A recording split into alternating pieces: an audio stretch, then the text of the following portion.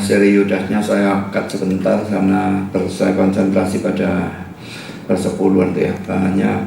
Banyak ternyata ya. Jadi ya mesti mempelajari banyak hal, sehingga kalau saya bahas Yudasnya di sini waktu saya terpotong banyak. Jadi ya nanti Yudasnya mundur sampai itu selesai sajalah. Mari kita berdoa sebelum kita mendengar firman. Bapa di surga, terima kasih bahwa dalam kebaktian ini kami kembali mendapatkan kesempatan dan kebebasan untuk membaca, untuk mendengar, untuk mempelajari, untuk merenungkan sebagian dari firman Tuhan. Dan kami mohon sekali lagi supaya Engkau hadir, memimpin, mengarahkan, memberkati penyampaian dan penerimaan firman. Dan Tuhan tolong hamba mudah menyampaikan, berikan kekuatan jasmani, pikiran dan juga suara. Berikan konsentrasi, berikan kata-kata, berikan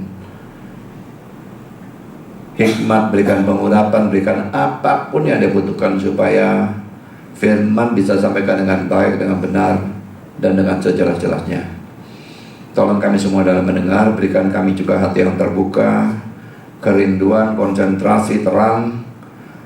Tolong supaya kami mendengar dan mengerti, dan tolong supaya kami tunduk pada kebenaran firman dan betul-betul menjadi pelaku dan penanggap firman. Kami sadar setan bekerja, tolong kuatkan semua kami mengerti godaan dan terangnya di dalam bentuk apapun. Terima kasih Bapa, dalam nama Yesus kami berdoa. Amin.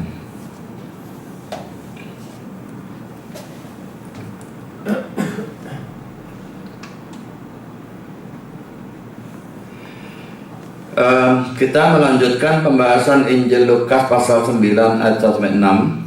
Ini sudah pernah kita bahas 2 session, dan ini adalah session yang ketiga dan yang terakhir ya. Kita baca lagi sekali teksnya ya. Lukas 9 ayat 1 sampai dengan ayat 6. Maka Yesus memanggil ke-12 muridnya, lalu memberi tenaga dan kuasa kepada mereka untuk menguasai setan-setan dan untuk menyembuhkan penyakit-penyakit. Dan ia mengutus mereka untuk memberitakan kerajaan Allah dan untuk menyembuhkan orang. Katanya kepada mereka, jangan membawa apa-apa dalam perjalanan, jangan membawa tongkat atau bekal, roti atau uang, atau 2 helai baju. Dan apabila kamu sudah diterima dalam satu rumah, tinggallah di situ sampai kamu berangkat dari situ. Dan kalau ada orang yang tidak mau menerima kamu, keluar dari kota mereka dan kebaskanlah debunya dari kakimu sebagai peringatan terhadap mereka. Lalu pergilah mereka, dan mereka mengelilingi segala desa sambil memberitakan Injil dan menyembuhkan orang sakit di segala tempat. Saudara, kita baca ini kan teks dari Lukas ya. Tetapi teks dari Lukas ini punya paralel dalam Matius dan Markus. Nah, sekarang pada poin yang keempat dari yang kita bahas ini, kita akan membahas tambahan yang ada dalam Injil Matius tetapi tidak ada dalam Injil Lukasnya ini. Dalam Matiusnya memang ada tambahan perintah atau larangan yang berbunyi demikian. Matius 10 ayat 8. Sembuhkanlah orang sakit, bangkitkanlah orang mati, tahirkanlah orang kusta, usirlah setan-setan. Nah, ini kalimat ini yang saya tekankan, ini ada bagian akhirnya ya. Biarpun awalnya nanti juga akan saya bahas. Kamu telah memperolehnya dengan cuma-cuma. Karena itu berikanlah pula dengan cuma-cuma. Nah, kata-kata ini dihapuskan oleh Lukas. Saya tidak ngerti kenapa. Saudara, mereka disuruh menyembuhkan orang sakit, bangkitkan orang mati, mentahirkan orang kusta, ngusir setan dan sebagainya. Itu setan yang merasuk itu ya. Karena coba bayangkan ya, kalau saya, anggap saja saya ya, punya kemampuan seperti itu ya, doakan orang sakit, orangnya sembuh, apalagi penyakitnya penyakit kusta ya. Lalu orang kerasukan setan, setannya pergi. Apalagi ada orang yang kematian, orang yang dikasih, lalu saya tumpang tangan, bangkitlah, bangkit. Kira-kira saudara, dengan kemampuan itu, kalau saya mau komersialkan, saya jadi apa saudara? Wah, duit itu berlimpah-limpah ya. Nah, orang mati ini melarat, bapak no kamu harus tak bangkit no. Tapi saya konglomerat begitu saudara ya, anaknya mati, tak bangkitkan, wih, dia kasih saya 1 T, kak, mungkin gak masalah bagi konglomerat anti bang anaknya mati gitu ya. Jadi saudara, jelas sekali bahwa kalau ini mau dikomersialkan, pasti menghasilkan banyak uang. Memang jadi hamba Tuhan, biarpun gak bisa begini saja, kalau mau dikomersialkan bisa menghasilkan banyak uang kok. Tapi saudara, Yesus memberikan larangan ini ya, atau perintah atau larangan. Kamu telah memperolehnya dengan cuma-cuma, karena itu berikanlah pula dengan cuma-cuma. Jadi sudah jelas Yesus melarang kemampuan-kemampuan itu digunakan secara komersial. Mereka harus melakukannya dengan cuma-cuma. Mengapa? Dia sudah mengatakan, sudah ya, kamu memperolehnya dengan cuma-cuma kok. Sekarang kamu juga berikan dengan cuma-cuma. Dapatnya gratis, berikannya dijual. Tidak bisa ya. Sudah ada beberapa hal yang ingin kita bahas ya. Pertama, kemampuan-kemampuan atau kalau dalam bahasa Kristen, karunia-karunia ya. Untuk bisa melakukan hal itu, apakah bukan penyakit atau ngusir setan atau membangkitkan orang mati, itu mereka dapatkan dengan cuma-cuma. Kita lihat coba dalam Kisah Rasul 8 yang dahulu sudah pernah kita bahas ya, ayat 18 sampai dengan ayat 20. Ketika Simon ini Simon tukang sihir ya, melihat bahwa pemberian Roh Kudus terjadi oleh karena rasul-rasul itu menumpangkan tangannya, ia menawarkan uang kepada mereka. Rasul tidak minta saudara, tapi orang ini yang brengsek ini yang dia tawarkan duit ya. Serta berkata, berikanlah juga kepadaku kuasa itu, supaya jika aku menumpangkan tanganku di atas seseorang, ia boleh menerima Roh Kudus. Bayangkan andai kata Petrus yang mata duitan ya. Tetapi Petrus tidak mata duitan. Ini yang dia katakan. Tetapi Petrus berkata kepadanya, binasalah kiranya uangmu itu bersama-sama dengan engkau, karena engkau menyangka bahwa engkau dapat membeli karunia Allah dengan uang. Kira-kira kalau hamba Tuhan zaman sekarang ditawari seperti begini oleh orang yang kaya, kasih ono aku kemampuan itu, tak kasih duit, apa mereka nyaut seperti Petrus apa enggak ya? Kira-kiranya binasalah kiranya uang untuk bersama-sama dengan engkau. Tidak bisa lebih keras lagi saudara ya. Nah saudara, Simon tukang sihir ini pasti ingin membeli karunia itu supaya dia bisa mendapatkan uang. Dia bukan kepingin nyumbang, ya kenapa apa ini keluar duit, tapi nanti dapat lebih banyak. Dengan dia bisa memberikan Roh Kudus dan sebagainya, dia dapat uang. Dan saudara, ini yang sesuatu yang menyedihkan ya. Akhirnya dalam sejarah ada satu jejak dari Simon tukang sihir ini. Dalam bahasa Inggris ada kata yang kata simony, tulisan simony ya, yang berasal dari nama Simon ini. Dan kata simony ini berarti dalam bahasa Inggris the buying or selling of sacred or spiritual things as ecclesiastical burdens, church offices, etc. Pembelian atau penjualan hal-hal atau barang-barang yang kudus atau rohani, seperti pengampunan dosa, jabatan-jabatan gereja dan sebagainya. Dan saudara, arti ini saya dapatkan dari Webster's New World Dictionary. Jadi nama Simon tukang sihir ini masuk di dalam kamus Webster. Wah, hebat ya. Ini bukan terkenal tentunya. Kalau dalam bahasa Indonesia tidak ada ya, cuma ada kata terkenal. Terkenal buruk, terkenal baik, ya terkenal. Kalau dalam bahasa Inggris ada famous dan notorious. Famous itu terkenal yang bagus gitu ya. Tapi kalau notorious terkenal karena keburukan. Ya, jadi ini jelas sesuatu yang notorious. Dia terkenal, masuk Webster, tapi ini terkenal dalam arti yang buruk. Jadi saudara, memang karunia-karunia itu mereka dapat gratis. Mereka tidak akan mau menjual. Simon mau seperti itu, tidak bisa. Petrusnya tidak akan kasih. Ya, saudara, kita selalu mesti sadari ya, kita punya karunia apapun, itu Tuhan yang berikan secara cuma-cuma.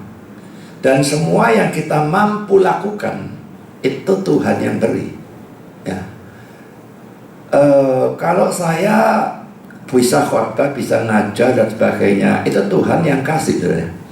Nah kalau saya lalu dalam pelayanan itu gunakan untuk cari duit, maka ini sesuatu yang sama sekali salah. Tidak berarti tidak boleh terima HR, nanti kita akan lihat ya. Tetapi motivasinya apa, itu yang penting ya. Kalau motivasinya memang cari duit, nah ini sama sekali tidak pada tempatnya. Karunia diberikan gratis, saya memberikannya juga harus gratis. Kan itu kalau saya berikan bahan-bahan di internet dan sebagainya, saya berikan secara cuma-cuma. Kalau buku-buku saya itu sekarang boleh dikatakan tidak laku, jelas sekali karena masuk di internet orang, bisa gratis download adalah buku tuku. Jadi bisa terjadi hal seperti itu, tapi ya sudah, biarin. Karena kalau dengan cara cuma-cuma saya bisa menjangkau lebih banyak orang, saya masukkan saja orang butuh apa, saya kasih, orang minta ini saya kasih, filenya saya berikan dengan cuma-cuma, saya tidak peduli. Saya menganggap saya dapat pengetahuan dari Tuhan, saya bisa nyusun seperti itu karena karunia dari Tuhan, dan itu saya dapatkan cuma-cuma, saya berikan juga dengan cuma-cuma. Ya, kan sudah poin yang kedua, keselamatan atau hidup kekal atau pengampunan dosa itu juga mereka dapatkan dengan cuma-cuma. Mereka kan disuruh memberitakan Injil, sudah percaya, sudah diselamatkan, sudah diampuni dosanya, semua apa? Gratis. Karena Injil, tak bayar, kau bayar, tak kasih Injil, tak kasih Injil masuk neraka loh kamu. Nah, tidak bisa, saudara. Mereka harus berikan juga dengan cuma-cuma, karena keselamatan dan Injilnya mereka dapatnya juga dengan cuma-cuma. Mari kita lihat beberapa ayat ini ya. Yesaya 55 ayat 1-3. Ayo, hai semua orang yang haus, marilah dan minumlah air. Dan hai orang yang tidak mempunyai uang, marilah, terimalah gandum tanpa uang pembeli, dan makanlah juga anggur dan susu tanpa bayaran. Mengapa kamu belanjakan uang untuk sesuatu yang bukan roti, dan upah jerih payahmu untuk sesuatu yang tidak mengenyangkan? Dengarkanlah aku, maka kamu akan memakan yang baik, dan kamu akan menikmati sajian yang paling lezat. Sendengkanlah telingamu dan datanglah kepadaku, dengarkanlah, maka kamu akan hidup. Aku tidak mengikat perjanjian abadi dengan kamu menurut kasih setia yang teguh yang kujanjikan kepada Daud. Nah, jadi saudara, dalam ayat 1 khususnya ya, tanpa uang pembeli, orang yang tidak punya uang, tanpa bayaran, itu semua jelas ya, bahwa keselamatan dan sebagainya gratis, juga Injilnya disampaikan juga gratis. Dan saudara, Roma 3:24, dan oleh kasih karunia telah dibenarkan dengan cuma-cuma karena penebusan dalam Kristus Yesus. Lalu ayat yang ketiga, Wahyu 22 ayat 17b, barang siapa yang haus, hendaklah ia datang, dan barang siapa yang mau, hendaklah ia mengambil air kehidupan dengan cuma-cuma. Laki-laki saudara, 2 kali ya, dalam ayat tadi dan ayat ini, dengan cuma-cuma. Dan karena saudara, karena mereka terima keselamatan dan pengampunan dan sebagainya itu cuma-cuma, mereka juga harus membagikannya dengan cuma-cuma. Saudara, ini tentu berlaku bukan hanya bagi para rasul, tetapi juga berlaku bagi semua orang Kristen.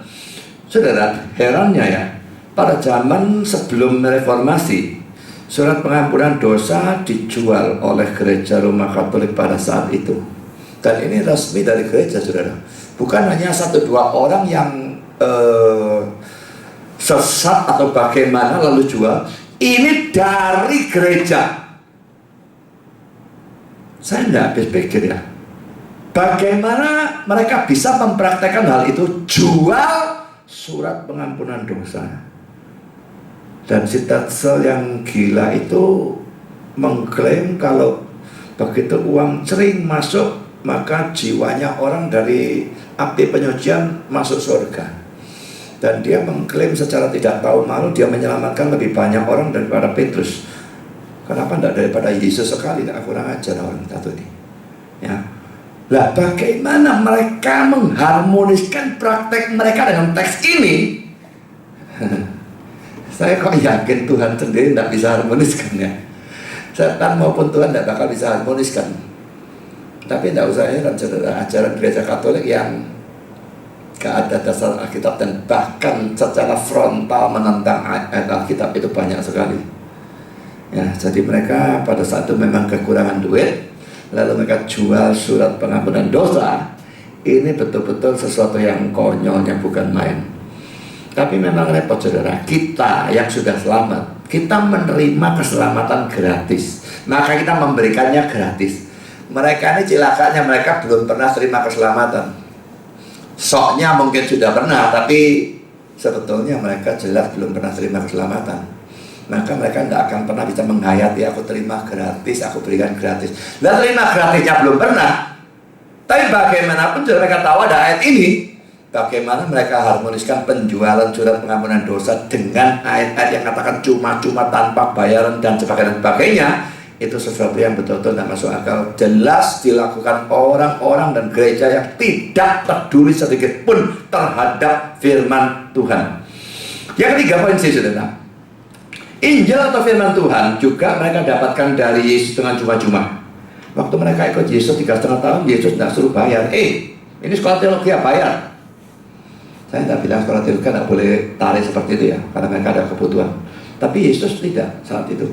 Cuma-cuma ikut dan sebagainya. Dan karena itu sekarang mereka juga diharuskan memberitakannya dengan cuma-cuma, bukan menjualnya. Siapa mau firman?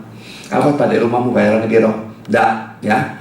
Lagi-lagi ini berlaku bukan hanya untuk para rasul itu, tetapi juga untuk pendeta-pendeta, penginjil-penginjil, dosen-dosen, pengajar-pengajar, pengkhotbah-pengkhotbah zaman sekarang. Saudara, ini tidak berarti bahwa seorang pengkhotbah tidak boleh menerima uang atau HR. Kalau diberi, tentu saja boleh menerima, tetapi ia tidak boleh menuntut, apalagi memasang tarif khotbah. Saudara, beberapa kali ya, saya 2 kali paling sedikit ya, saya diundang gereja dan ditanya HR-nya berapa yang kami harus berikan. Pada waktu saya bilang enggak, saya enggak mau kasih tarif. Ngotot, enggak apa-apa, kasih aja tarif. Loh, kenapa gereja-gereja ini sampai tanya dan sampai nuntut saya memberikan tarif? Mengapa itu bisa terjadi? Kalau tidak ada sebelumnya pengkhotbah yang pasang tarif, tidak akan tanya seperti itu. Mereka sudah pernah pasti mengalami ada pengkhotbah diminta pasang tarif, sehingga minta saya, lalu mereka tanya tarifnya berapa. Dan saya ngotot juga, saya tidak mau pasang tarif. Yang jelas kamu biayai transportasinya, naik pesawat, transportasinya, hotelnya dan sebagainya, makan saya selama di sana. Tapi kalau urusan HR itu urusannya kamu berikan berapa itu terserah kamu. Nah saudara, bandingkan dengan banyak pengkhotbah zaman sekarang yang memang betul-betul masang tarif ya. Ini bukan omong kosong saudara. Biarpun memang saya tidak punya buktinya, tapi yang ngomong seperti itu banyak saudara. Pendeta A yang diundang tarifnya sekian, di bawah itu dia tidak mau. Ini kok ya maunya kayak gini. Ini sudah bukan pendeta saudara. Ini bukan hamba Tuhan, ini hamba uang ya. Dan bandingkan juga dengan ayat di bawah ini yang mengecam nabi-nabi palsu yang memang melayani demi uang. Mari kita lihat beberapa ayat ya. Pertama, Yeremia 8 ayat 10.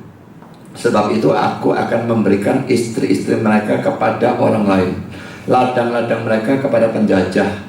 Sesungguhnya dari yang kecil sampai yang besar, semuanya mengejar untung. Baik nabi maupun imam, semuanya melakukan tipu. Saudara, ini ada dalam masa yang luar biasa bejat ya. Biasanya itu masa bejat bagaimanapun masih ada yang genah. Tapi ini kata semuanya mengejar untung. Baik nabi maupun imam, semuanya melakukan tipu. Kita tidak bisa bayangkan ya, zaman gereja seperti itu, ya bukan lebih. Saya yakin tetap ada remnant atau sisa. Tapi kalau ini dikatakan semuanya dari kalangan nabi dan imam, maka sisa yang genah itu cuma justru dari kalangan jemaat. Ini konyol ya. Yang golongan atas, nabi dan imam, semuanya brengsek. Tapi tidak ada zaman di mana Tuhan tidak punya remnant. Tetap ada, malah jemaat yang masih genah itu masih ada. Saudara, ini sesuatu yang mesti dipikir ya. Kalaupun pendeta brengsek semua, seandainya itu terjadi lagi, tetaplah jadi jemaat yang genah. Biarpun kau saudara termasuk golongan minoritas, tapi remnant itu, sisa itu, sesuatu yang sangat-sangat Tuhan hargai. Sekarang ayat yang kedua, Mika 3 ayat 5. Beginilah firman Tuhan terhadap para nabi yang menyesatkan bangsaku, yang apabila mereka mendapat sesuatu untuk dikunyah, maka mereka menyerukan damai. Tetapi terhadap orang yang tidak memberi sesuatu ke dalam mulut mereka, maka mereka menyatakan perang. Wah, ini nabi model seperti ini bagus sekali, saudara ya. Dikasih, dan ini ngomongnya tuh gak enak loh semika dia. Makanya kalau orang bilang sama saya ya, Pak Budi cek kuasa nih. Saya tanya kepada mereka, tunjukkan satu orang dengar dalam Alkitab yang terhadap nabi palsu ramah, lemah lembut dan sebagainya. Ini omongan gak enak loh. Apabila mereka mendapat sesuatu untuk dikunyah, tak kurang ajar. Ngomong makanan gitu lah, lebih halus ya. Sesuatu untuk dikunyah oleh batu, maka mereka menyerukan damai. Tapi terhadap orang yang tidak memberi sesuatu ke dalam mulut mereka, ini omongan gak enak lagi, saudara. Maka mereka menyatakan perang. Saudara, ini kalau hamba Tuhan model seperti ini, dikasih makan, apalagi, tapi lihat-lihat makannya, makannya pecel ya, tak kasih firman sedikit. Makanannya steak ya tak kasih firman banyak gitu ya. Nah saudara, kalau sudah hamba Tuhan modelnya seperti ini, saudara, senang tidaknya dia terhadap orang, tergantung apakah orang itu beri dia makan enak atau tidak. Nah ini cilaka, saudara. Sebetulnya terhadap semua dia mesti bersikap secara sama dalam memberikan firman. Ya, tidak lalu bersikap plus minus seperti itu, tergantung orangnya beri atau tidak beri, kasih dia makan atau tidak, makanannya enak atau tidak, itu urusan yang sangat sekunder sebetulnya. Ya, sekarang saudara kita lihat lagi ayat yang ketiga, Roma 16 ayat 18. Sebab orang-orang demikian tidak melayani Kristus Tuhan kita, tetapi melayani perut mereka sendiri.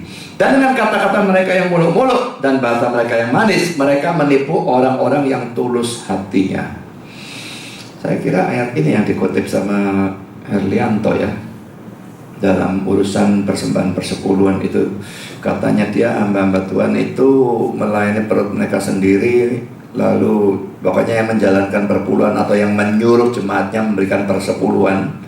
Dan saya pikir Herlianto ini kurang ajar sekali ngomong seperti itu. Memang ada banyak hamba Tuhan yang bertuhankan perut dan melayani perut lalu menyuruh perpuluhan. Tapi ada yang model seperti saya yang memang yakin bahwa persepuluhan itu harus. Dan saya mengharuskan persepuluhan bukan karena kepentingan saya atau bagaimana, tetapi karena menurut saya itu adalah firman Tuhan. Dia pukul rata semua, itu adalah sikap yang luar biasa kurang ajar. Dia menyuruh bertobat, dia yang mesti harus bertobat, saudara ya. Nah tapi saudara, kembali pada konteks ini, orang-orang yang seperti itu memang tidak melayani Kristus.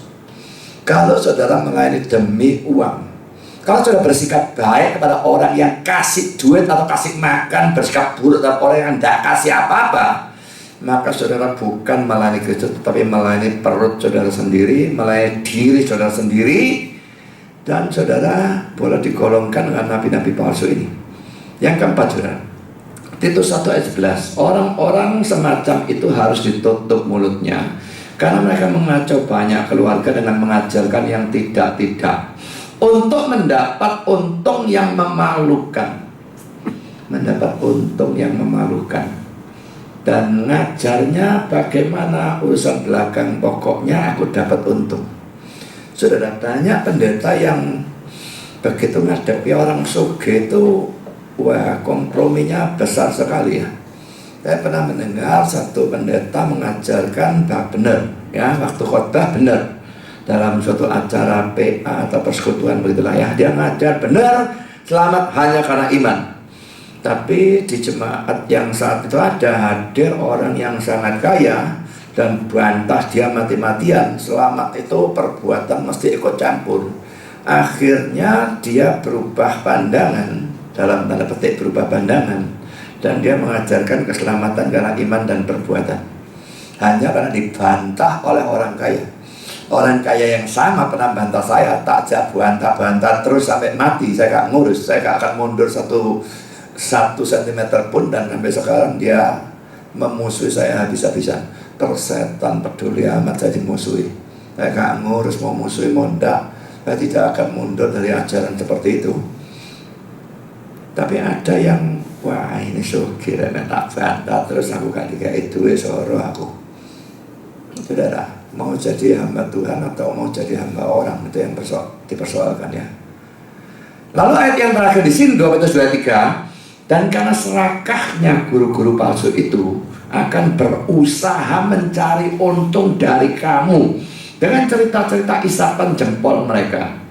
Tetapi untuk perbuatan mereka itu hukuman telah lama tersedia dan kebinasaan tidak akan tertunda. Saudara, orang yang memang motivasinya tidak karu-karuan ya, tidak usah heran kalau mereka menempuh cara apapun. Ini cerita-cerita isapan jempol mereka. Dan tadi juga ada seperti itu, menceritakan yang tidak ngajar, yang enggak pokoknya bisa dapat duit. Jadi saudara, kalau ada pendeta pakai kuasa gelap, banyak orang ngomong, mosok pendeta pakai kuasa gelap. Lah yang dalam Matius 7 ayat 22 itu apa saudara?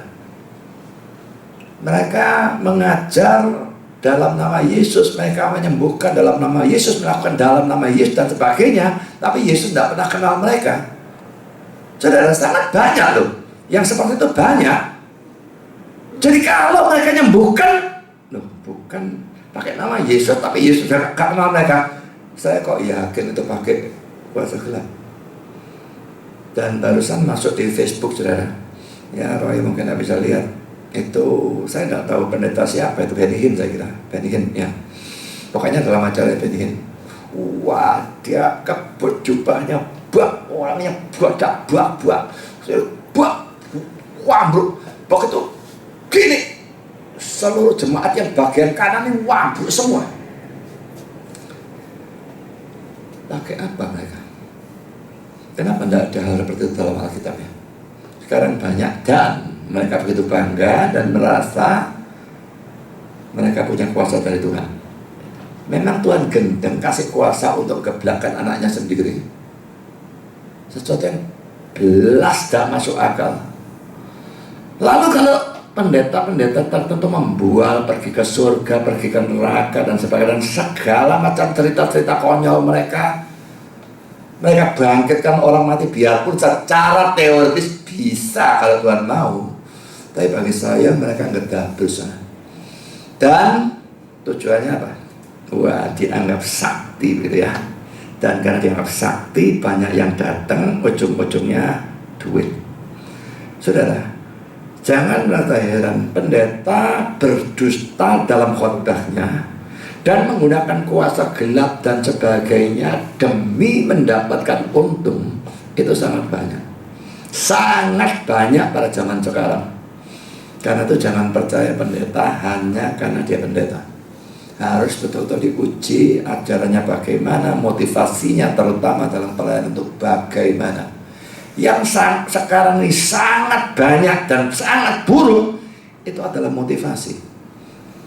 Kalau motivasinya bukan untuk Tuhan, bukan karena hatinya mencintai Tuhan, bukan untuk kemuliaan Tuhan, saya tidak peduli khotbah dia sebagus apa. Mungkin orang akan hargai, Tuhan tidak sama sekali. Motivasi ini jadi sesuatu yang luar biasa penting ya. Kalau saudara bagus tetapi motivasinya jelek, yang bagus jadi jelek. Tidak bisa dibalik tapi ya. Saudara melakukan sesuatu yang jelek, lalu motivasinya baik, lalu jadi baik tindakannya, tidak musim, tidak ada yang model kayak gitu. Robin Hood itu disanjung-sanjung di mana-mana. Loh, dia merampok, tindakannya buruk saudara. Motivasinya baik untuk nolong orang miskin, tidak bisa baik itu secara Alkitab, itu dosa. Tapi aneh orang sanjung-sanjung Robin Hood, gak ngerti Alkitab saudara. Motivasi yang buruk membuat tindakan baik menjadi jahat. Motivasi yang baik tidak membuat tindakan yang jahat menjadi baik. Tidak bisa. Nah, jadi saudara, ini jelas sekali banyak ya ayat-ayat dalam Alkitab yang mengecam nabi-nabi palsu yang melayani demi uang. Itu banyak sekali, dan ini perlu diperhatikan. Dan kan itu kalau saudara memberikan persembahan dan sebagainya kepada seorang hamba Tuhan, maka ini sesuatu yang harus dipikirkan.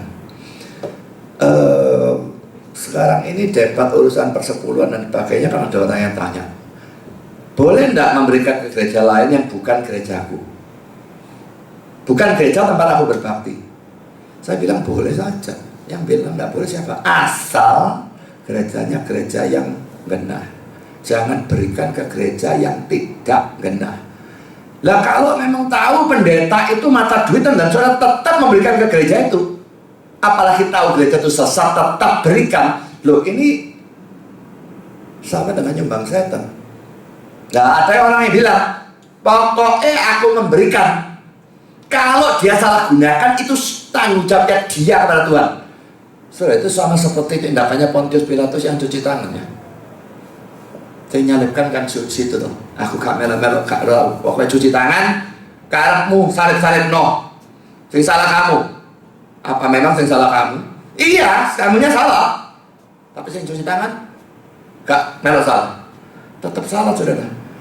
Jadi memberikan kepada gereja yang benar, saudara harus pilih. Itu nggak bisa lalu wes pokoknya tak berikan urusannya sing sana gunakan bagaimana. Nggak bisa. Kita mesti tahu bahwa gereja itu benar, ajarannya benar, menggunakan uang secara benar, bukan dikorupsi, bukan dihambur-hamburkan, tidak karu-karuan. Baru kita berikan kepada gereja yang seperti itu. Jadi kita bertanggung jawab juga, supaya jangan kita lalu memberi kepada yang model nabi-nabi palsu, yang model semacam demikian. Saya lanjutkan jadi dengan komentar dari Calvin berkenaan dengan hal ini, di mana dia berkata demikian. Ia menunjukkan bahwa tidak ada orang yang merupakan pelayan firman atau penyalur kasih karunia yang tulus atau sungguh-sungguh. Tidak ada orang seperti itu ya. Sampai ia siap untuk memberikan jerih payahnya dengan cuma-cuma. Dan bahwa semua orang upahan secara hina merusak dan menajiskan jabatan atau tugas pengajaran yang keramat, tetapi bukan merupakan sesuatu yang bertentangan dengan zaman kasih karunia. Bahwa pengajar-pengajar dari gereja menerima gaji asal mereka melayani Kristus dan gerejanya dengan rela dan murah hati, dan bahwa sokongan atau pemeliharaan terhadap mereka itu merupakan semacam tambahan dari jerih payah mereka. Jadi saudara, di satu sisi dia menentang sekali kalau orang melayani demi uang. Harus mau memberikan jerih payahnya dengan cuma-cuma tanpa imbalan apa-apa dari pihak hamba Tuhannya. Tapi dia tetap mengatakan bukan hal yang salah kalau pengajar-pengajar itu atau hamba-hamba Tuhan itu lalu dikasih HR, selama HR bukan motivasinya dia. Ya, dia mau dengan rela, mau dengan murah hati, lalu yang dari sana memberikan, itu tidak ada yang salah. Jadi bukan tidak boleh terima HR sama sekali. Kalau tidak boleh terima HR sama sekali, lalu mereka hidup dari mana? Dan kalau mereka tidak bisa hidup, mereka tak bisa pelayanan juga. Jadi saudara, tidak ada urusan dengan menerima HR, dilarang, boleh. Tetapi itu tidak boleh menjadi tujuan. Uang tidak boleh menjadi tujuan di dalam kita melayani Tuhan. Karena saudara, Adam Clarke berkata demikian. Laki-laki saudara yang saya pakai, habis pakai Calvin, pakai Adam Clarke. Ini bukan urusan doktrin memang, ini urusan moral. Ini berlaku dalam Arminian maupun dalam Calvinis. Ya, semua setuju dalam hal ini. Adam Clarke yang Arminian ini berkata demikian. Seorang pelayan atau pekerja dalam ladang anggur Injil, sekalipun layak mendapat sokongan yang cukup sementara ada dalam pekerjaan, tidak pernah boleh berkhotbah demi upah atau membuat suatu perdagangan sekuler dari suatu pekerjaan. Ia yang berkhotbah untuk mendapatkan penghasilan atau untuk menjadi kaya bersalah tentang pelanggaran dengan nama yang paling buruk. Kata-katanya keras sekali ya. Saya harapkan makalah ini kalau masuk Facebook banyak pendeta-pendeta yang baca, dan saya berharap pendeta-pendeta yang memang berkhotbah demi uang itu bisa bertobat karena kata-kata seperti ini. Albert Barnes, saudara, berkata demikian. Artinya mereka tidak boleh menjual kebaikan mereka dalam menyembuhkan, memberitakan, dan sebagainya. Mereka tidak boleh membuatnya sebagai bisnis untuk mencari uang. Tawar-menawar secara khusus, berapa harga untuk menyembuhkan, dan berapa harga untuk mengusir setan.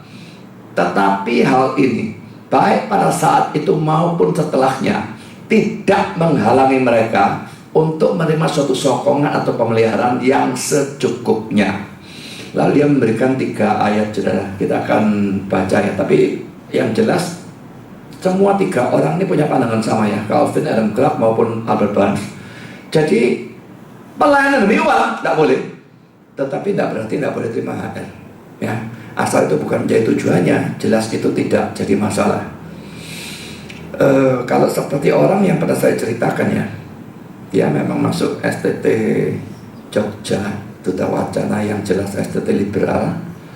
Dan waktu saya tanya dia tuh, dia ada di tingkat 4 dan memang orangnya liberal. Sampai sekarang saya anggap dia nabi palsu, saudara. Waktu itu saya baru dipanggil Tuhan, belum sekolah teologi ya. Dan saya tanya kepada dia, kamu kok bisa masuk sekolah teologi itu dipanggil bagaimana? Oh gini, aku lulus SMA, terus aku mikir masuk fakultas mahal, lalu langsung kerja, lulusan SMA bayarannya biro. Jadi aku daripada begitu kerja untuk Tuhan saja, masuk sekolah teologi ya. Dan saudara, memang kalau saudara lihat ya, sekarang ini berapa rata-rata bayaran dari orang yang punya S1? Paling 2-3 juta ya. Banyak yang di bawah itu malah. Bayaran pendeta jauh lebih tinggi. Pendeta apalagi gereja gede, 20-30 juta bisa, lebih bisa. Setahu saya dulu, saya pernah dengar Niko itu dulu masih masuk di Betani, Jakarta. Dia dikasih air 50 juta tuh dulu tuh bertahun-tahun yang lalu. Itu saya gak puas, 50 juta. Tak PDW kok MM-an persembahan nih. Akhirnya dia keluar dari Betani. Ke seluruh gereja diambil. Lah sudah MM-an. Nggak bisa apa-apa dengan yang sini. Masa dulu tuh 50 juta dan masih nggak cukup. Duit nggak pernah membuat orang jadi puas kelihatannya kan. Ya, 50 juta tuh kurang apa? Jadi dulu pada waktu tuh saya bayar lebih, mungkin 2 juta atau pokoknya jauh di bawahnya dia. Nah jadi saudara, jadi bandingkan S1 kerja bareng saibet.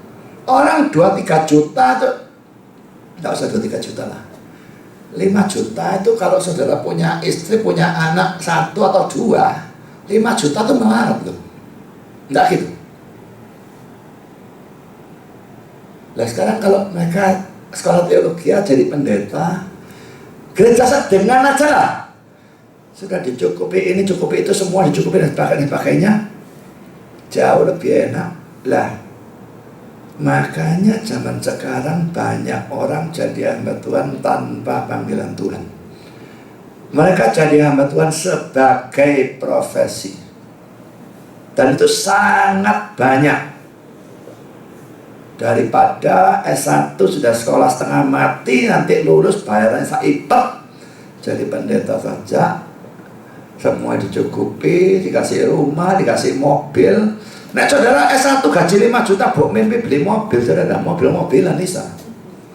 Tidak bakal beli, tidak sama mati.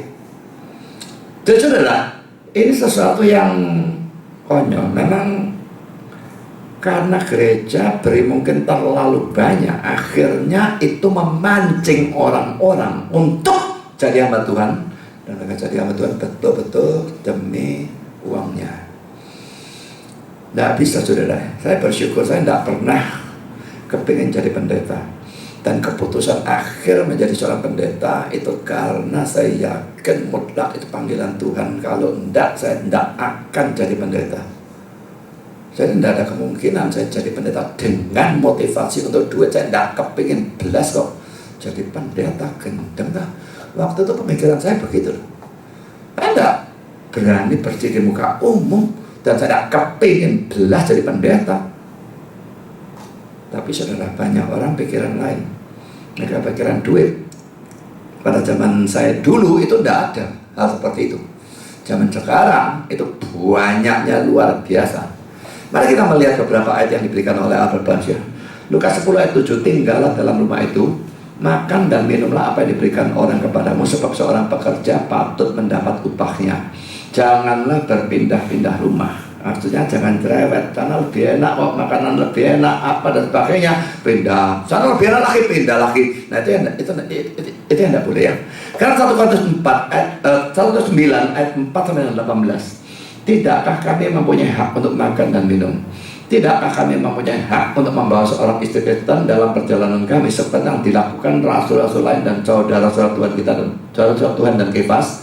Atau hanya aku dan Barnabas saja yang tidak mempunyai hak untuk dibebaskan dari pekerjaan tangan? Siapakah yang pernah turut dalam peperangan atas biayanya sendiri? Siapakah yang menanami kebun anggur dan tidak memakan buahnya? Atau siapakah yang mengembalakan kawanan domba dan yang tidak minum susu domba itu? Apa yang kukatakan ini bukanlah hanya pikiran manusia saja. Bukankah hukum Taurat juga berkata demikian? Sebab dalam hukum Musa ada tertulis, janganlah engkau memberangus mulut lembu yang sedang mengirit. Lembukah yang Allah perhatikan? Atau kitakah yang dia maksudkan? Ya, untuk kitalah hal itu tertulis, yaitu pembaca harus membaca dalam pengharapan dan pengirit harus mengirit dalam pengharapan untuk memperoleh bagiannya. Jadi, jika kami telah menaburkan benih rohani bagi kamu, berlebih-lebihankah kalau kami menuai hasil duniawi daripada kamu? Kalau orang lain mempunyai hak untuk mengharapkan hal itu daripada kamu, bukankah kami mempunyai hak yang lebih besar? Tetapi kami tidak mempergunakan hak itu. Sebaliknya, kami menanggung segala sesuatu supaya jangan kami mengadakan rintangan bagi pemberitaan Injil Kristus. Tidak tahukah kamu bahwa mereka yang melayani dalam tempat kudus mendapat penghidupannya dari tempat kudus itu, dan bahwa mereka yang melayani mezbah mendapat bagian mereka dari mezbah itu? Demikian pula Tuhan telah menetapkan bahwa mereka yang memberitakan Injil harus hidup dari pemberitaan Injil itu. Tetapi aku tidak pernah mempergunakan satu pun dari hak-hak itu. Aku tidak menulis semuanya ini supaya aku pun diperlakukan juga demikian. Sebab aku lebih suka mati daripada titik-titik. Sungguh kemegahanku tidak dapat ditiadakan siapapun juga. Karena jika aku memberitakan Injil, aku tidak mempunyai alasan untuk memegahkan diri. Sebab itu adalah keharusan bagiku. Celakalah aku jika aku tidak memberitakan Injil. Kalau andai kata aku melakukannya menurut kehendakku sendiri, memang aku berhak menerima upah. Tetapi karena aku melakukannya bukan menurut kehendakku sendiri, pemberitaan itu adalah tugas penyelenggaraan yang ditanggungkan kepadaku. Kalau demikian, apakah upahku? Upahku ialah ini, bahwa aku boleh memberitakan Injil tanpa upah, dan bahwa aku tidak mempergunakan hakku sebagai pemberita Injil. Saudara, Paulus pasti punya alasan ya, khususnya untuk Korintus yang memang ada orang-orang yang anti dia, supaya jangan dia dianggap sebagai rasul yang mata duitan, maka dia lepaskan hak itu. Tapi secara normal dan secara umum, Paulus jelas mengatakan bahwa hamba Tuhan itu mestinya hidup dari pelayanannya. Makanya saya sebetulnya tidak bisa terima ya kalau pendeta sudah jadi pendeta gembala sidang suatu gereja, lalu dia punya pekerjaan lain, pekerjaan sekuler gitu ya. Kecuali gerejanya memang gereja melarat yang tidak mampu mencukupi dia, sehingga dia terpaksa seperti Paulus lalu bekerja sebagai pembuat tenda, itu lain cerita. Tapi kalau gerejanya sudah mencukupi, pendetanya masih cari duit di luaran, apalagi bukan melalui pelayanan, punya bisnis lah, punya apalah, saya pikir ini lagi-lagi orang yang mau pelayanan apa enggak. Kamu dipanggil Tuhan sebagai full timer, ya atau tidak? Saudara, ini tidak pada tempatnya menurut saya. Hanya dalam kasus yang darurat ya, wah pendeta deso, jemaat yang melarat, situ ngasih persembahan dok, situ ngasih ayam, model kayak gitu-gitu saudara. Dan dia tidak cukup, ya dia harus kerja, ya memang tidak bisa apa-apa saudara. Ya. Tapi kalau tidak, kalau gerejanya memang sudah mencukupi, menurut saya hamba Tuhan itu tidak boleh punya pekerjaan duniawi ya. Sudah, saya lanjutkan dengan 1 Timotius 5:18. Bukankah kitab suci berkata, janganlah engkau memberangus mulut lembu yang sedang mengirik. Dan lagi, seorang pekerja patut mendapat upahnya. Dari ayat tadi 1 Korintus 9 maupun dari ayat ini, Paulus bolak-balik motif dari hukum Tauratnya. Makanya saya anggap gilanya bukan main orang-orang yang anggap hukum Taurat sudah tidak berlaku di dalam zaman perjanjian baru. Kalau hukum Taurat yang tidak berlaku itu ceremonial law atau hukum upacara, tentu saya setuju. Tapi mereka maksudkan hukum moral pun tidak berlaku, itu tidak bisa lebih konyol lagi. Nah, tadi sudah jelas sekali bahwa hukum Taurat tetap berlaku dan mengikat setiap orang dalam perjanjian baru. Hanya tidak berlaku untuk orang yang tidak pernah tahu. Kalau dia tidak pernah dengar, ya mau berlaku bagaimana? Bagi orang itu berlaku hukum mati nurani, tapi bagi orang yang tahu hukum Taurat jelas dalam zaman perjanjian baru pun, apakah orang yang sudah percaya atau belum percaya, atau orangnya Yahudi atau bukan Yahudi, tetap hukum Taurat itu berlaku. Jelas bukan sebagai jalan keselamatannya, tapi berlaku sebagai pedoman hidup, pedoman apa yang benar, apa yang salah, dan sebagainya. Saudara William Barclay dalam komentarnya tentang Matius 10 berkata demikian. Maka di sini ada kebenaran ganda. Manusia dari Allah. Ini saya suka menerjemahkannya. Karena dalam bahasa Inggris dia mengatakan the man of God. Ya, saudara bisa ngerti artinya the man of God. Nah, terjemahkan manusia dari Allah. Tapi saya berikan kurung hamba Allah. Ya, maksudnya jelas bukan orang biasa ya. Man of God itu hamba Allah sebetulnya ya. Tidak pernah boleh terlalu memperhatikan hal-hal materi. Tetapi umat Allah, ini kalau man of God hamba Allahnya ya, tetapi umat Allah tidak pernah boleh gagal dalam kewajiban mereka untuk memperhatikan, sehingga manusia dari Allah atau hamba Allah itu menerima sokongan atau pemeliharaan yang layak atau masuk akal. Jadi saudara, memang hamba Allahnya tidak boleh termotivasi oleh duit, tidak boleh terlalu materialistis dan sebagainya, bahkan masih singkirkan secara total. Tapi ada tugas juga dari jemaat itu harus tahu bahwa hamba Tuhan ini butuh hal-hal untuk hidup dan memberikan kecukupan. Tapi sokongan pemeliharaan dikatakan yang layak atau masuk akal. Lah repotnya layak atau masuk akal ini tafsirannya bisa lain-lain sudah ya. Kalau saya punya anak dan sebagainya, lalu anak itu butuh uang sekolah, tentu masuk akal. Tapi sekolah yang bagaimana? Dan saya masukkan international school, masuk akal? Mungkin masih, tapi itu sudah agak kelebihan barangkali. Tapi masuk sekolah model kayak Petra itu ya larang pada doa saudara. Tapi saudara, kalau misalnya saya bilang, anak saya tak sekolah di luar negeri, itu menurut saya sudah pol-polan gak masuk akal. Nah, luar negeri ya bayaran dewe. Tapi kalau sekolah biasa sebetulnya masuk akal. Lah anehnya saudara, saya kira banyak gereja itu membiayai anak pendeta hanya sampai lulus SMA. Itu yang bagi saya tidak masuk akal. Jadi anak pendeta suruh goblok, tidak boleh sekolah universitas, naik fakultas bayar dewi. Ini menurut saya sangat tidak masuk akal. Itu harusnya mestinya tetap dibiayai juga. Itu sesuatu yang masuk akal bahwa orang menyekolahkan anaknya sampai lulus fakultas. Loh kalau kepingin dari PhD lah itulah ya lain lagi. Tapi setidaknya untuk fakultas itu mestinya harus. Ya. Kalau hamba Tuhan dibiayai sampai punya mobil, saya kira itu masuk akal. Tapi kalau mobilnya itu Jaguar, itu ya gak masuk akal saudara. Saya bisa lebih nemen lagi, cek gak macet, cek enak ya, aku kasihan helikopter gitu loh. Ya helikopternya ambil tambah soro. Jadi saudara, memang masuk akal dan masuk akal dan sebagainya ini pasti bisa pro kontra. Dan bagi orang yang miskin atau bagi orang yang kaya masuk akal, tidak masuk akalnya ini lain lagi loh. Tiap orang beda tingkatan. Bagi orang yang dianya sendiri penghasilannya 3 juta katakanlah ya. Kalau hamba Tuhannya dikasih 5 juta, loh, aku aja 3 juta, dia 5 juta. Tapi bagi orang yang penghasilannya 1 M. Pendeta dikasih 5 juta. Suruh makan apa? Makan batu tak? Dan maka bagi dia itu lain sekali. Maka saudara ngerti kenapa banyak pendeta senang kalau orang sugih jadi majelis. Yang menentukan HR-nya dia akan majelis. Nah, majelis yang melarat bayaran 2-3 juta, ya dia akan mengharapkan bayaran tak gitu juga. Nah, majelis sugih-sugih yang penghasilannya ratusan juta atau MM-an, mereka juga akan menilai tinggi HR dari pendeta. Ya. Tapi saudara, kembali kepada kata-kata William Barclay ya.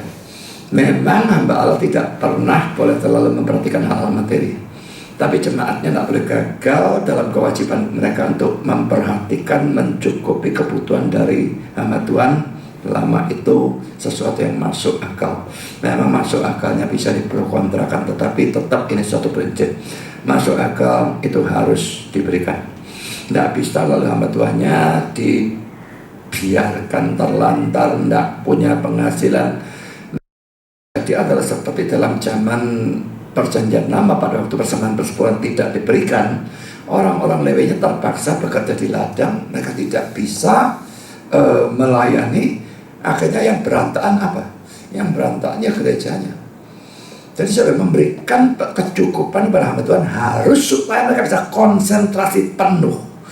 Saudara, hamba Tuhan itu akan banyak orang ya yang tidak ngerti ya. Mereka kalau tanya kepada saya, orang-orang di Atlas dan sebagainya, apa kerjanya pendeta? Wah enak ya pendeta ayam ya. Batuk umum tapi ayam. Saya jengkel ya. Kamu gak tahu jadi pendeta. Semua pekerjaan yang ngurusi orang gak ada ceritanya ayam. Ngurusi orang selalu bendekno, karena orang satu dengan orang yang lain karena dewe-dewe. Belum lagi kalau orang satu dengan yang lain gegeran, lalu kita mesti ndamekno. Yang satu minta A, yang satu minta B. Repot sudah mumet, tidak karu-karuan. Dan saudara, ini urusan rohani, tidak bisa setan gak nyerang habis-habisan saudara. Cuma orang pikirannya itu hamba Tuhan itu ayem, enak, gak ada masalah.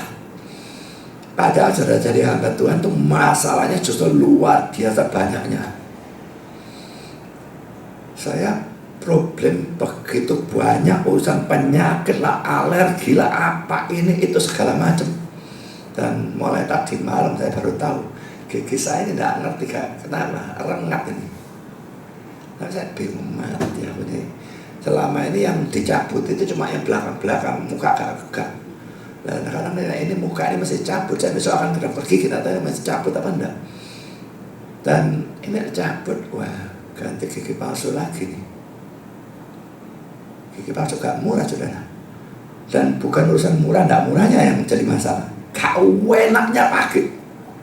Yang gak pernah pakai gigi palsu gak kalau merasa no, cobaan pakai sekali. Wah pertama pakai gigi palsu, waduh makan gak enak, gak kerasa apa-apa saudara. Padahal waktu itu sedikit, lama-lama banyak. Tapi sudah menyesuaikan. Teman saya dicabut di kabeh pakai gigi palsu yang atas. Pertama pakai saudara, waduh kata dia, apa kata nangis, minum air, gigi palsu coplok dua tiba. Kok nangis katanya. Dia butuh penyesuaian. Dan saudara, problem-problem seperti itu banyak ya. Dan kelihatannya kayak ya kabeh orang ini bisa ngalami. Tapi saudara, setan menyerang dengan hal-hal model seperti itu. Problem dalam pelayanan dan sebagainya. Kalau itu masih ditambahi lagi dengan hamba Tuhan, itu mesti problem keuangan, lalu mikirin duit. Saudara bisa bayangkan pelayanannya berantakan. Sangat bisa pelayanan berantakan. Jadi makanya sebetulnya hamba Tuhan harus dicukupi, bukan mewah, tetapi biarlah dia tidak mikir duit ya, biarlah dia bisa mikir sepenuhnya untuk pelayanan, dan itu akhirnya nanti menjadi keuntungan untuk diri saudara sendiri. Nah sekarang kita masuk dalam poin yang keempat, pelaksanaan pengutusan oleh murid-murid. Kita lihat di dalam ayat yang ke-6 ya. Lalu pergilah mereka dan mereka mengelilingi segala desa sambil memberitakan Injil. dan menyembuhkan orang sakit di segala tempat. Yang pertama ya, baik dalam pengutusan maupun dalam pelaksanaan, tubuh maupun jiwa dilayani. Beritakan Injil itu untuk jiwa ya, tetapi mereka menyembuhkan orang sakit ini untuk tubuh. Dan tujuan utama dari pelayanan Kristen atau gereja memang sebetulnya hal rohani. Tapi saudara, kita tidak boleh sok rohani sedemikian rupa sampai mengabaikan pelayanan untuk tubuh dan hanya melakukan pelayanan untuk jiwa. Ini menjadi sok rohani, saudara, kebablasan. Ini ekstrim ya. Ada gereja-gereja yang atau orang-orang yang melakukan pelayanan ekstrim ke belah kiri hanya jasmani. Mother Teresa itu wah disanjung orang banyak-banyaknya. Dia akan pelayanan jasmani, rohaninya apa? Nol, tidak ada. Dan saya tidak percaya dia pelayan Tuhan. Nah, tapi ada pelayan Tuhan yang lalu sok rohani, ini ekstrem sebelah sana, hanya pelayanan rohani tok dan sama sekali tidak peduli pada jasmani. Ini kata-kata Matthew Henry. Pekerjaan mereka adalah sama dengan pekerjaan tuan atau guru mereka, melakukan kebaikan baik bagi jiwa maupun tubuh. William Buckley adalah tidak mungkin untuk menghibur hati manusia dengan kasih Allah pada saat kaki mereka sedang binasa kedinginan. Tentu adalah mungkin untuk terlalu menekankan hal-hal yang bersifat materi, tetapi adalah sama mungkinnya untuk mengabaikan hal-hal itu. Satu dosen saya yang pernah jadi misionaris, saudara, dia tuh berkata, dia jadi misionaris rupanya, saya lupa di negara mana ya, tapi kelihatannya dunia ketiga yang melarat gitu ya. Dan dia menginjili orang melarat. Dia bilang nggak bisa menginjili orang melarat yang sedang kelaparan, starving ya, yang betul-betul mau mati kelaparan. Tak injil percaya Yesus, gak bisa, masih tak kasih makan. Dia ambil kenakan, kasihkan makan. Tapi orang baru makan paruh bel diambil, tidak keluarkan, kamu tidak mau dengar aku. Tak pikir kamu coba pergi sini nih Madura, aku itu soto. Tapi sudah poinnya ya, dia mau melayani jiwa, dia tahu tidak bisa aku melayani jiwa ya, seperti yang Bapak katakan ya. Tidak mungkin menghibur hati manusia dari kasih Allah pada saat kaki mereka sedang binasa kedinginan. Ya mesti ditolong, saudara, untuk dia bisa mendengar. Cuma ada kewaret kan nanti ngantuk, kalau gak di rumah diambil balik sampai taruh. Dengan sekarang aku ngomong. Tapi secara poinnya adalah melayani keduanya. Kalau memang itu dibutuhkan. Memang tidak berarti kita harus selalu melakukan hal itu ya. Dan saya tahu gereja-gereja yang selalu kasih sembako seperti gerejanya Pak Titi itu ya. Banyak orang yang datang demi sembakonya. Terlalu. Makanya kalau gereja kita adakan acara makan, wah banyak orang datang demi makannya, persetan dengan Injilnya. Jadi tidak apa-apa kita nolong orang secara jasmani kalau dia mau peduli pada rohaninya. Gereja saya di Malang, saya pernah cerita dulu ya. Gereja kami sering pergi ke panti asuhan, tempat yatim piatu, apa segala macam dan sebagainya. Dan kami memang memberikan bantuan jasmani, berikan pakaian, berikan makanan, berikan uang bahkan dan sebagainya. Tapi kami juga minta diberi waktu untuk mengadakan semacam kebaktian di mana ada pemberitaan Injil. Nah, suatu kali saudara kami mengajukan kepada satu tempat seperti itu dan mereka berkata, kami mau duitnya, makanannya dan sebagainya, tapi kami tidak mau firmannya. Ya kan? Gerejanya terus atau enggak? Gereja kami batalkan. Enggak. Kamu tidak mau firmannya, kau usah makanannya. Saya batalkan. Gereja bukan sama sekali fungsinya jadi center class, saudara. Gereja itu fungsinya rohani sebetulnya. Jasmaninya sampingannya. Memang dalam gereja kalau ada jemaat yang memang kesusahan secara jasmani, kita harus berusaha menolong kalau memang bisa menolong. Nggak bisa, tugas ke rohani. Kamu gak punya bapak, harapmu. Tentu nggak bisa, itu kasihnya lalu di mana. Tapi kalau orangnya cuma mau jasmaninya tok, nggak mau rohaninya, nah saya gak gubris orang seperti itu, saya nggak nolong juga. dilakukan oleh orang seperti itu. Jadi waktu gereja kami membatalkan acaranya dan alihkan ke tempat yang lain di mana mereka mau firman. Karena memang misi utama gereja itu adalah rohani, pemberitaan Injil, pemberitaan firman. Ini yang jasmani cuma mendampingi saja kalau orang-orang itu memang sangat membutuhkan. Tapi kalau enggak ya enggak. Dan misi utama enggak bisa singkirkan, lalu misi yang sekundernya yang diutamakan. Ini jadi kebalik, saudara. Yang kedua, baik dalam ayat 2 maupun ayat 6 ini, pemberitaan firman Tuhan didahulukan atau diutamakan atau lebih dipentingkan dari penyembuhan penyakit. Nah, lihat ayatnya ya. Beritakan firman-Nya itu lebih dulu, baru yang lain-lain tentang jasmani. Jadi rohani selalu harus diutamakan. Zaman sekarang, saudara, kedua hal ini banyak sekali dibalik. Bahkan pemberitaan firman Tuhan sering diabaikan sama sekali. Saya pernah tahu gereja yang ICA itu ya, itu karismatik yang dilayani orang barat tuh ya.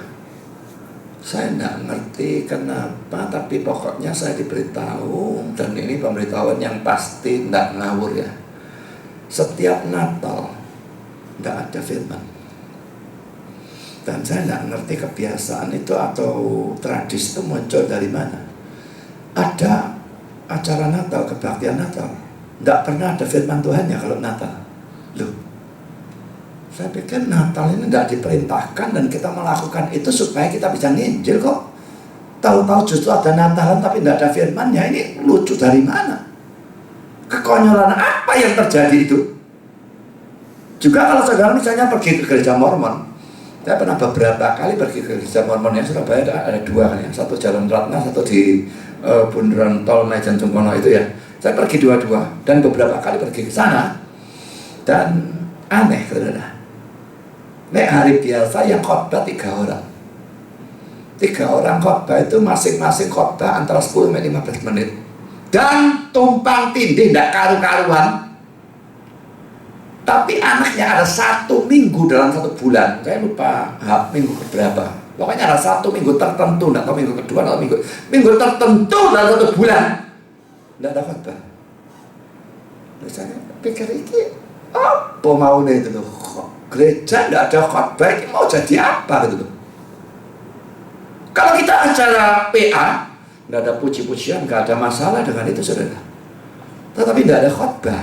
Dengan PA tidak ada khotbah, pemahaman apa itu? Kalau acara persekutuan doa lain, memang tujuannya doa.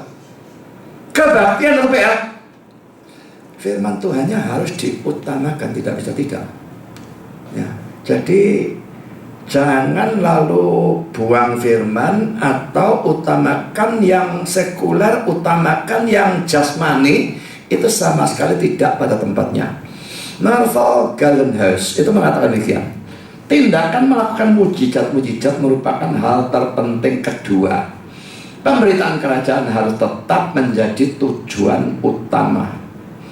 Saudara, kalau gereja-gereja yang senang kesembuhan mujizat-mujizat itu, dalam iklan mereka atau mengiklankan, mempromosikan, yang ditekankan firmannya atau kesembuhannya.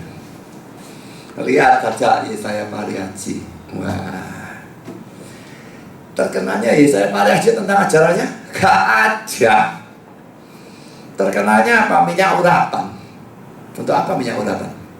Terkenalnya apa? Perjamuan kudus. Memang perjamuan kudus itu sebetulnya memberitakan, tetapi perjamuan kudus dia digunakan untuk menyembuhkan. Dan ini juga banyak gereja-gereja Pentakosta dan Bethel yang melakukan itu ya. Entah dari mana teologi itu, perjamuan kudus untuk sembuhkan orang. Ayat mana yang tunjukkan semacam itu? Dan Yesaya Pariaji juga, baptisan untuk sembuhkan, penyerahan anak untuk sembuhkan, perjamuan kudus untuk sembuhkan, bahkan untuk jadikan orang jadi pintar, untuk bisa membuat orang naik jabatan, naik kedudukan. Semua itu, saudara, ajarannya tidak ada belas dalam Alkitab. Dan setiap promosikan, setiap dengar Yesaya Pariaji, kita kontan yang teringat minyak urapan, bukan demikian? Perjamuan kudusnya dia diperintahkan Yesus, diajar langsung oleh Yesus. Berarti perjamuan kudusnya rasul-rasul itu ngawur kabeh, dia yang benar. Ini suatu kegilaan, saudara ya. Tetapi sangat banyak gereja mungkin memang mikir sing penting sing hadir banyak. Jadi dalam publikasi yang ditekankan mujizat, kesembuhan supaya datang banyak. Mereka lupa, saudara, bahwa kalau orang datang memang tujuannya untuk sembuh, mereka tidak akan pedulikan firman-Nya. Makanya kalau ada acara makan, jangan undang orang dan tekankan, ada makan itu kok. Kalau dia datang memang untuk makan, dia tidak peduli firman. Enggak. Ya selalu Tuhan bisa saja lakukan sesuatu ya untuk ubahkan orang pada saat itu. Tetapi secara logika saja kita pikirkan, dia datangnya sudah memang bukan untuk itu. Maka mengapa saya tidak senang khotbah untuk pernikahan? Saya mending khotbah untuk orang mati, saudara. Untuk orang mati dengan gampang disadari. Contohnya ada di muka matamu, ini mati mampus ini, dan kamu lambat atau cepat akan nyusul dia, maka dia akan mikir, wah iya. Jadi lebih gampang mendengar bagi mereka karena ada contoh orang mati itu. Tapi bagi orang kawin, saudara, mereka datang untuk senang-senang, datang untuk makan. Jadi paling tidak senang saya khotbah dalam suatu pernikahan, karena orangnya sudah datang dengan motivasi bukan untuk dengar firman. Dan emang saudara, setiap khotbah acara kawin kelihatan saudara, cara mereka dengar dan pakainya itu beda sekali. Jadi saudara, jangan publikasikan suatu acara dengan ada makan atau apa. Yang kita publikasikan adalah rohaninya. Kita publikasikan adalah firman-Nya. Kita akan adakan seminar tentang persepuluhan, tekankan persepuluhannya. Harus atau enggak? Kalau kamu nganggap enggak harus, ternyata harus, kamu terus hidup dalam dosa. Nah itu bisa ditekankan di dalam memberikan iklan. Kalau kamu anggap harus, loh, kamu tahu enggak argumentasinya apa? Tahu-tahu orang bantah kamu kelabakan, gimana? Jadi mau tahu? Nah, hadirilah. Lah seperti itulah kira-kira. Kita nggak publikasikan apapun yang berurusan dengan makanan, atau kalaupun dalam acara dikasih makan, saya tidak bilang dikasih makan, tapi kalaupun dikasih makan, tidak usah dipublikasikan. Nanti orang datang untuk makan. Yang ketiga, tidak semua orang diberi karunia kesembuhan, tetapi hamba Tuhan tetap bisa melakukan hal-hal yang baik untuk tubuh orang-orang yang dilayani. Saya tidak punya karunia kesembuhan, tapi saya tetap bisa melakukan hal yang baik untuk jasmani dari orang yang dilayani. Tapi tetap saudara, pemberitaan firman itu tidak tergantikan. Itu harus dilakukan. Kalau seorang hamba Tuhan tidak bisa melakukan pemberitaan firman Tuhan, dia memang tidak pernah dipanggil jadi hamba Tuhan, ya. Bisanya cuma melakukan kebaikan secara fisik aja, dia dokter lain, mau jadi apa yang lain lah, pokoknya bukan hamba Tuhan. Hamba Tuhan setidaknya menyampaikan firman Tuhan harus bisa. Saya tidak bilang nilainya harus 10 atau 9, tapi nilai 6 sedikitnya dia bisa didengarkan, orang bisa ngerti omongannya dia. Nek amburadul ngomongnya ngalor ngidul, tidak kena dimengerti sama sekali, itu saya tidak percaya orang seperti itu dipanggil Tuhan jadi hamba Tuhan. Ya, jadi saudara, ada banyak orang yang ngomong 2-3 menit saja bulat ruwetnya tidak karuan, jangankan khotbah setengah jam. Nah yang seperti itu saudara, saya tidak percaya yang seperti itu dipanggil Tuhan jadi hamba Tuhan, tidak mungkin. Itu karunia khotbahnya boleh dikatakan 0 kalau tidak minus. Kalau nilainya 6 saya masih bisa terima, tapi kalau nilainya 0 atau minus, saya tidak percaya yang seperti itu dipanggil Tuhan jadi hamba Tuhan. Dia menjadikan dirinya sendiri hamba Tuhan, bukan Tuhan yang panggil dia. Yang keempat, haruskah pemberitaan Injil dilakukan dari rumah ke rumah? Kalau di sini kelihatannya begitu ya. Pengutusan berdua-dua untuk melakukan penginjilan dari rumah ke rumah, dan pelaksananya oleh murid-murid ini dalam konteks ini sering dipakai oleh para saksi Yehova. untuk mengatakan bahwa ini merupakan satu-satunya cara penginjilan yang alkitabiah. Dan mereka menyerang kita Kristen yang katanya tidak melakukan yang diperintahkan Tuhan. Kita tidak pernah nginjil dari rumah ke rumah. Saudara, saya tidak anti dengan penginjilan dari rumah ke rumah, selama Injil yang diberitakan betul-betul adalah Injil yang sejati dan bukan Injil sesat seperti yang diberitakan oleh saksi Yehova. Tetapi kalau dikatakan bahwa ini adalah satu-satunya cara memberitakan Injil, ini jelas adalah omong kosong yang tidak alkitabiah. Ini serangan yang konyol. Saudara, pertama pada zaman itu pun sudah ada penginjilan massal ya, melalui dalam tanda petik mimbar. Tidak mimbar sungguh-sungguh. Yesus khotbah dari kapal atas perahu pada orang banyak. Yesus khotbah pada 5.000 orang, itu lakinya tok, nggak tahu. Saya nggak ngertinya suaranya dia gimana bisa nyampe ya. 5.000 itu gede loh. Saudara, khotbah pada katakanlah 500 orang saja, apalagi di tempat terbuka, suaranya sukar loh kedengaran. Yesus kok mesti buantar nemen suaranya kalau enggak mana bisa dengar apa dia khotbah bagian, pindah lagi sana khotbah lagi bagian, saya enggak tahu. Tapi 5.000 itu gede, saudara, tambah wanita dan anak-anak itu bisa lebih lagi. Bagaimana khotbah seperti itu saya enggak ngerti. Tapi yang jelas itu penginjilan massal. Jadi pada zaman itu pun penginjilan dari rumah ke rumah bukanlah satu-satunya cara untuk memberitakan Injil kan. Lalu poin B, pada zaman itu belum ada radio, TV, internet, percetakan dan sebagainya. Tapi pada zaman sekarang di mana hal-hal itu sudah ada. Kalau kita tidak gunakan ya kita goblok lah. Kita harus menggunakan, bukan cuma boleh, harus gunakan apapun yang bisa kita gunakan untuk memberitakan Injil secara lebih luas, lebih efektif. Kita tidak punya kesempatan itu ya, itu sayangnya.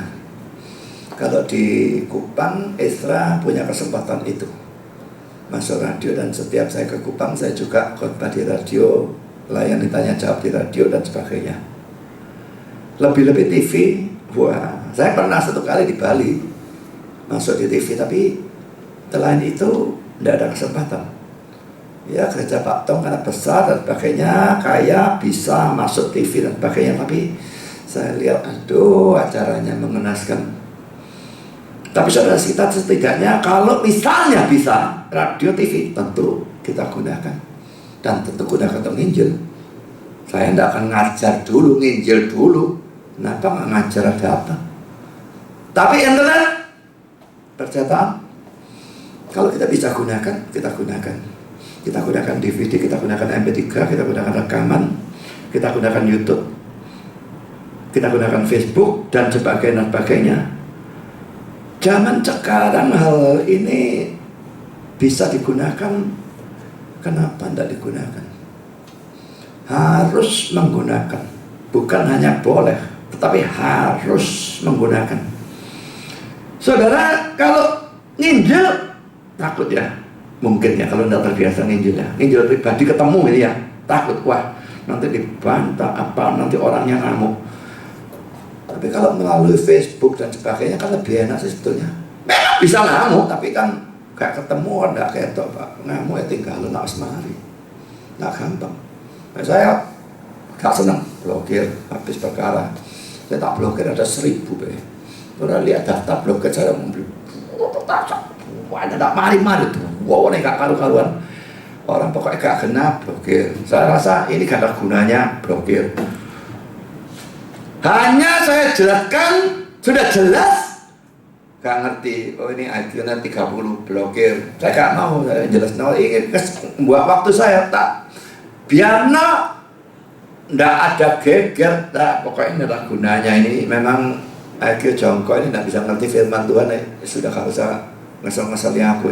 Tak blokir, semua banyaknya blokir. Yang otaknya ndak dipakai, yang ndak mau tunduk-tunduk Alkitab, sudah dikasih ayat jelas yang ngengkel, blokir.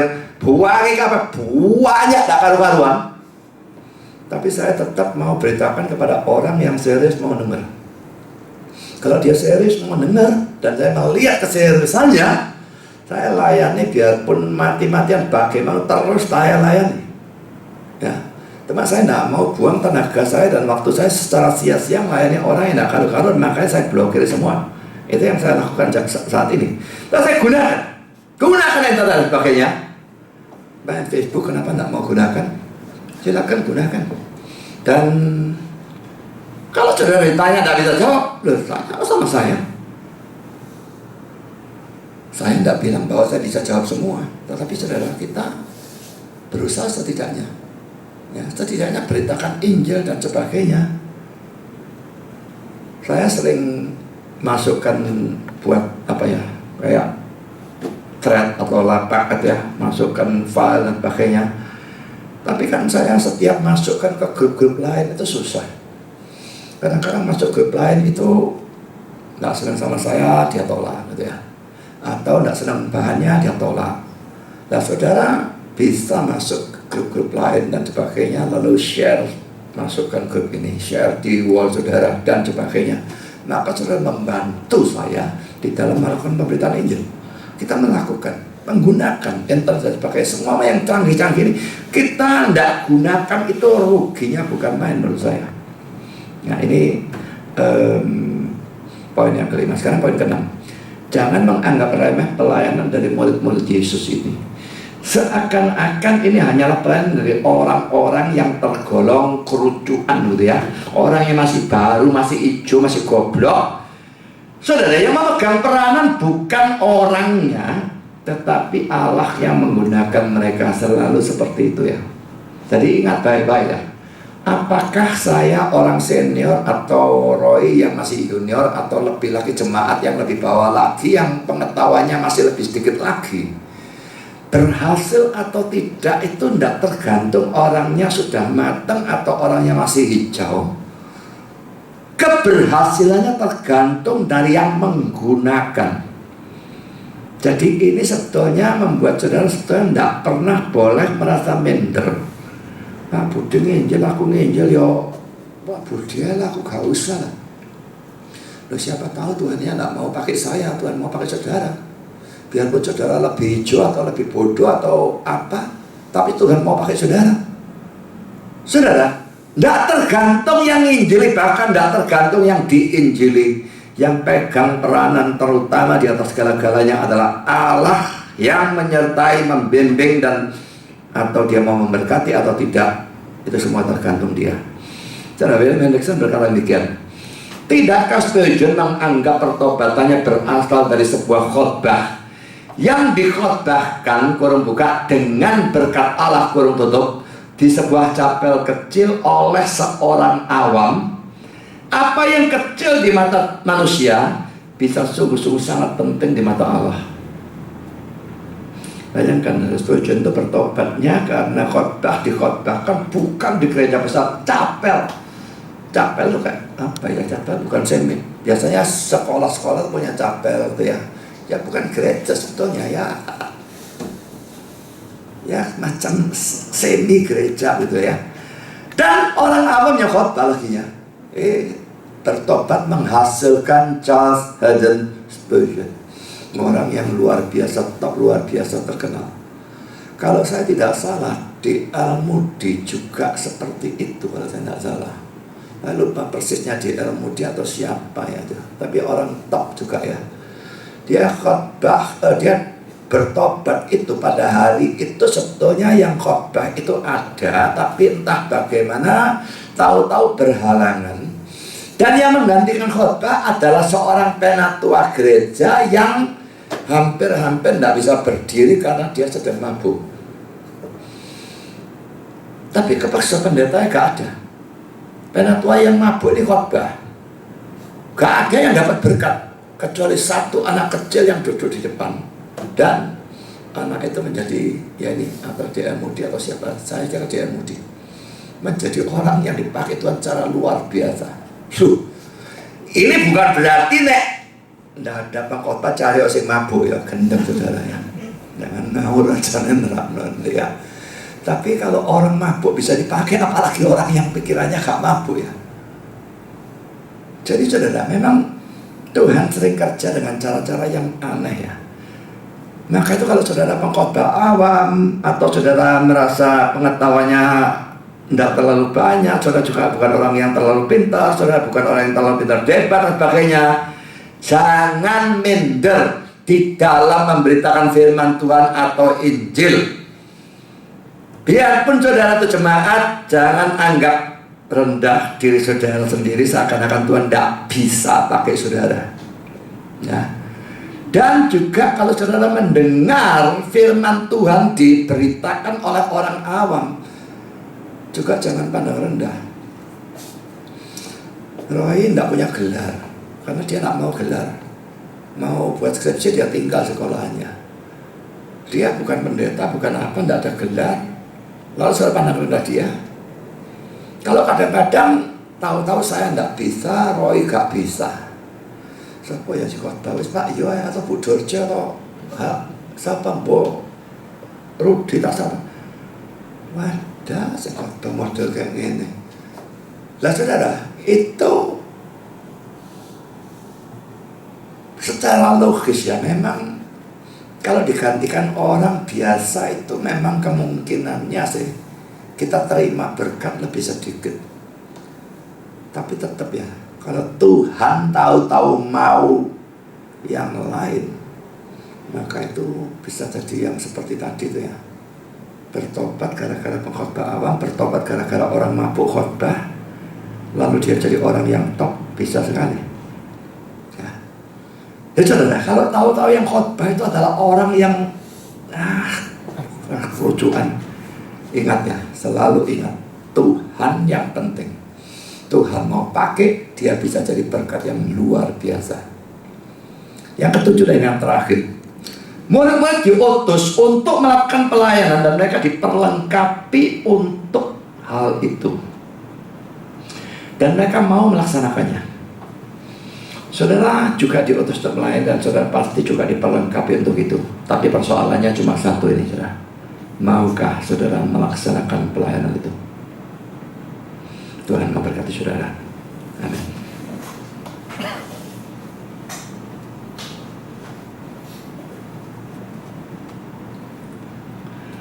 Mari kita berdoa.